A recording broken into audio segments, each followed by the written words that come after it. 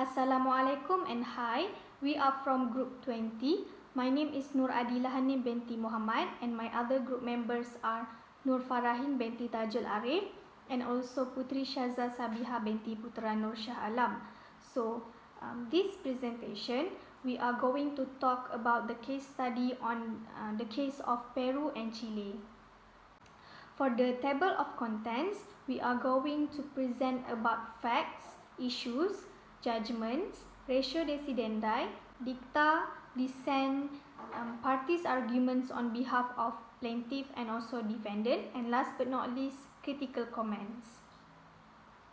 Hello sir, my name is Farahin. The facts of the case. In the beginning, Peru and Chile had a long-standing territorial dispute for almost 130 years. In the between, they also made various agreements to determine the boundaries so that they will not affect each other, mostly in fisheries activities. These are some of the agreements made between both parties. The conflict then arose when Peru asked Chile to officially delineate the maritime boundary, but Chile refused, stating that the previous agreement had already provided it. Unsatisfied, Peru then decided to file a suit against Chile to resolve the dispute. The picture here showed the claim made by each party on the extent of the maritime boundary. The blue line from Chile while the red line claimed by Peru. Next, there are three principal issues in this case. The first issue is whether there is an agreed maritime boundary. Second, the starting point on the coast of the maritime boundary. And the third, the cost of the maritime boundary to the extent it had not already been agreed by the parties.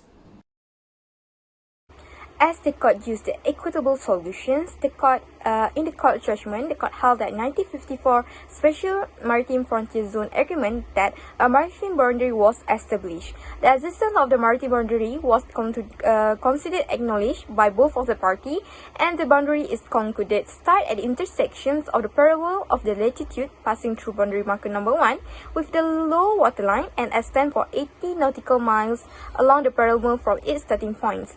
From this point, the maritime boundary runs along the equidistance line to point B and then along to the 200 nautical mile limits measure from the Chilean baseline to point C.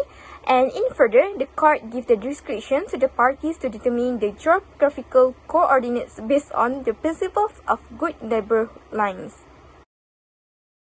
Ratio decidendi in this case that after the court examined all the arguments relied by the parties, the court then referred to provisions of Article 74, Paragraph 1 and also Article 83, Paragraph 1 of UNICLOS which apply the principle of the delimitation of the exclusive economic zone between states, with opposite or adjacent costs shall be affected by agreements based on international law. As referred to in Article 38 of the Statutes of the ICJ to achieve an equitable solution. Thereby, to achieve the equitable solutions, the court applies three methodologies in determining the delimitations of the maritime area. For dicta, the court believed that rather than recording an agreement between the negotiating states, the 1952 conference outlined the deliberations that led to the adoption of 1952 Santiago Declaration. They should refer to as Travaux Preparatoires. However, the court did not need to use supplementary interpretation techniques to assess the meaning of the 1952 Santiago Declaration.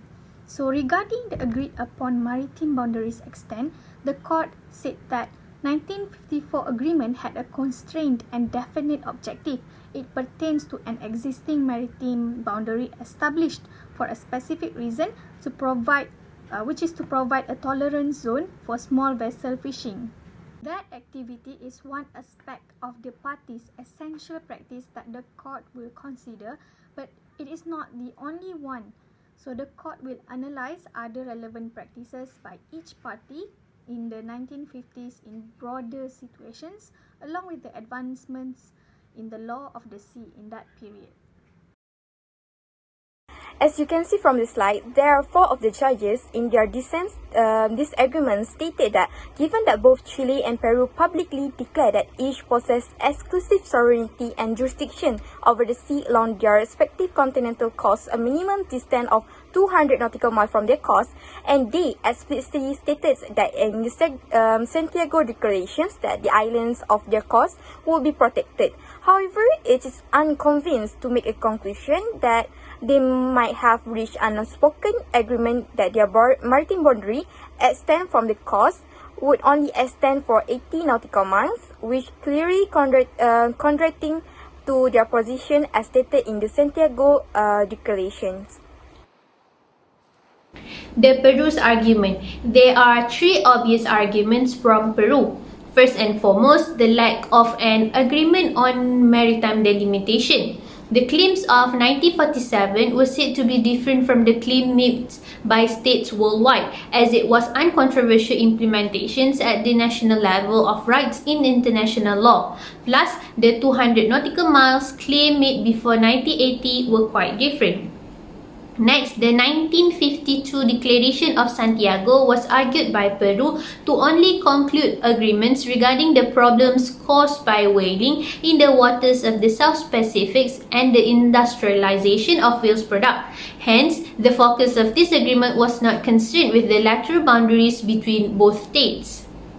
Lastly, in this case, Peru requested the delimitation of an equidistant base boundary line. This is parallel with the law of maritime delimitation that has always been grounded in the following equitable principles to achieve an equitable result. This fundamental principle finds its expression in the court jurisprudence and in both Article 74 and 83 of the Sea Convention law.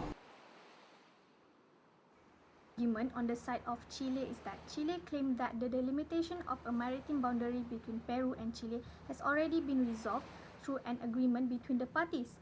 They said that this settlement was outlined in the Declaration of Santiago. Chile also claimed that the purported maritime boundary pursued the parallel at the time at which the land frontier of the states involved meets the sea. Next, Chile claimed that the 1952 Santiago Declaration formed an international maritime boundary running parallel to the latitude line, passing through the starting point of the Peru-Chile land border and lasting for at least 200 nm.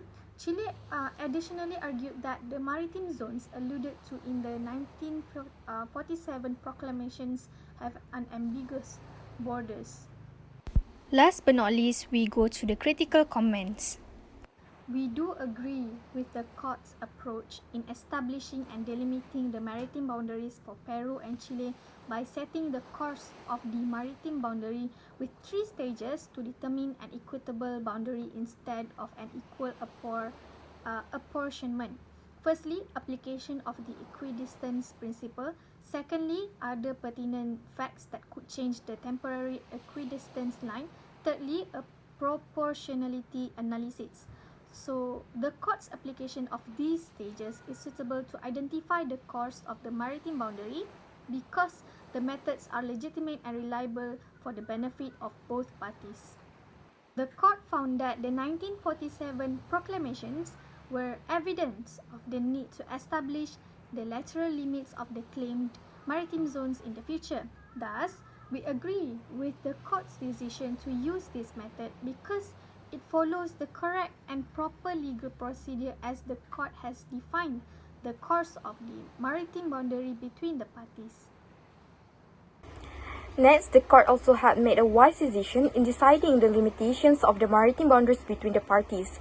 The acknowledgements of both of the parties lead to the enforcement of the existence of the maritime boundaries. And also, neither party reassured that the court on the law, nor party managed to fully convince on the court, which lastly the court concluded that the boundary must extend at least to the distance where such activity of fisheries was taking place at the time, as the purpose of the agreement is to regulate fisheries and prevent innocent and inadvertent violations of the frontiers of each state. Therefore, the court was very emphatic in his discretion to uphold justice and secure the peaceful and friendly relations between the parties. That is why the court used the equitable solution in order to solve the problems in determining the maritime boundaries between Peru against Chile. Just now, both my groupmates comment that we agree with the ICJ's decision. However, we also think that there seems to be another approach that the court may consider. We reflect the dissenting opinion from Judge Sebutinde on the issue of the nature and the extent of the tacitly agreed maritime boundary. It was well established that none of the agreements made between Peru and Chile had established an agreed maritime boundary. Further, the decision that the nature of the maritime boundary is an all-purpose one, whereby it applies to the water column, seabed and subsoil based on the context of the proclamations and the Santiago Declaration was also accepted by majority of the court and our group too. However, the decision that the maritime boundary between the parties extended to 80 nautical miles along the parallel from its starting point was not appropriate or acceptable. This is because Judge Sebutinde viewed the decision as not in line with the stringent standard of proof which the court set in the Nicaragua against Honduras case for establishing the basis of a tacit agreement. In this case, the court stated that evidence of a tacit legal agreement must be compelling. The establishment of a permanent maritime boundary is a matter of a grave importance and agreement is not easily to be presumed. Yet, in Peru against Chile, Judge Sebutinde did not find the evidence of tacit agreement inferred by the court as compelling enough. Furthermore, the decision where the court examined both parties' practices in determining the boundary extended to 80 nautical miles was a speculative ground and unconvincing. This is because the court decided the distance to be based on a finding that contemporaneous small vessels typically fished in 1950s to 1980s, which was within 60 nautical miles of the coast. However, the latter practice in the 1990s that beyond 80 nautical miles was not considered by the court. Thus, it showed that the court established the distance based on the initial practice by both parties and did not have an empirical scientific basis for determining the extent of boundary. It would be appropriate for the court to decide this matter by applying the three-step delimitation method to achieve an equitable result as suggested by the Judge Sebutinde. In conclusion, we summarize that the case was upheld due to territorial dispute between Peru and Chile to decide the issue of maritime boundary. There can be no doubt that the court's judgment was detailed, honest and just in our point of view. Nevertheless, there are shortcomings that should be improved by the court in order to satisfy both parties. For instance, using the three-step delimitation to decide the extent boundary. That's all from us. Thank you.